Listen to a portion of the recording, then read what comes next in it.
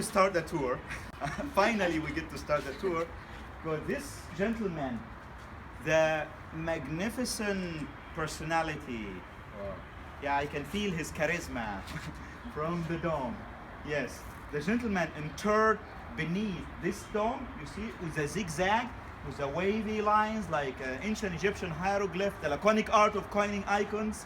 This hieroglyph for water, mu, aqua, agua.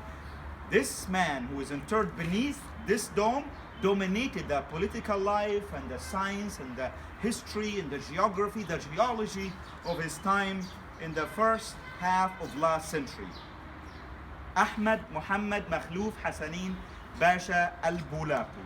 He was a polymath, a polyglot, and he wrote for National Geographic. You can read his report. You can go to the EUC press and you will find Lost Overseas, Al-Wahat Al-Mafqūda. And he explored the desert.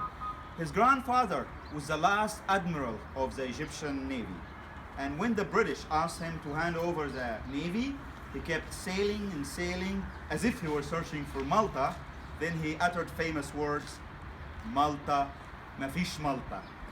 Malta does not exist. That is his grandfather. But Ḥasanēn Pasha was chief of the royal cabinet. He was an advisor for King Fuad, tutor for King Farouk.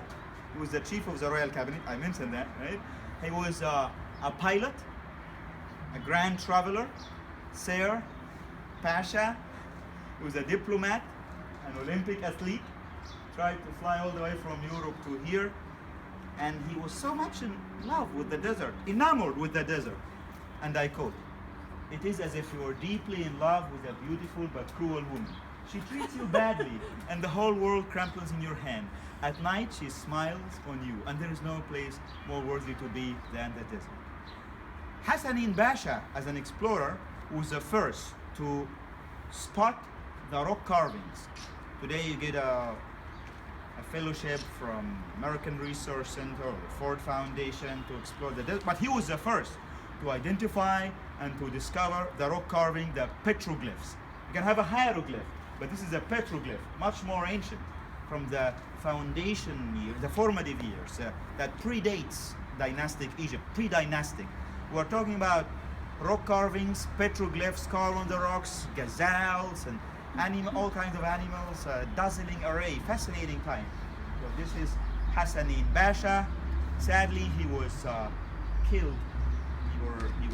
He had a terrible accident on Qasr al-Nil bridge, not crossing traffic. I was gonna no, say. he was actually driving and I think a military vehicle hit him. But that's Ḥasanēn Pasha, National Geographic guide. Look at the dome, because this man married into the royal family. He married the mother of the king. Yes, Queen Nazli. That was kind of a scandal.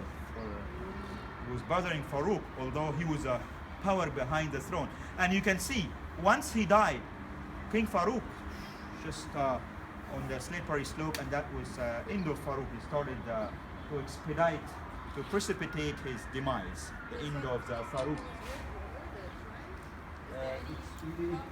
Possibly, yes. We're not sure. But he married to, there are people who say he married into high office, but he was a smart guy, an explorer, and grand traveler. So he was knighted. And he attended Balliol College, Oxford. So Wow. this is an Oxford graduate. Yeah. We are in the city of the dead, but the man interred here is an Oxford graduate. I don't know if they have this on Oxford website, maybe. I hope so. They need to have. They should, yeah. Right? They need to have an Oxford sign here. How old was he? Oxford property. When he died, how old was he? 1946. Now, How old?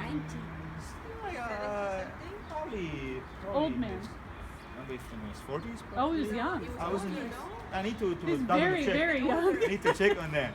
But look at the dome, because it's designed by a very famous Egyptian architect. They call him the Imhotep. Remember Imhotep? Yes. The architect of the step pyramid for King Djoser. And it was Djoser's worry about leading an afterlife in neglect that had him elect an architect of great intellect who was able to detect a way to protect and project the pharaoh's image to great effect. And here we have the Imhotep modern times. His name is Hassan Fathi. Architecture for the poor, al-Qadimu mastahaqqa an yabqa. He designed this. You can see he managed to mimic the endemic architecture. Therefore, it melds into the landscape in a hearty, harmless, harmonious fashion. It's a harmonious monument for a polymath, a scholar, a modern mind in an ancient body. Ḥasanēn Pasha.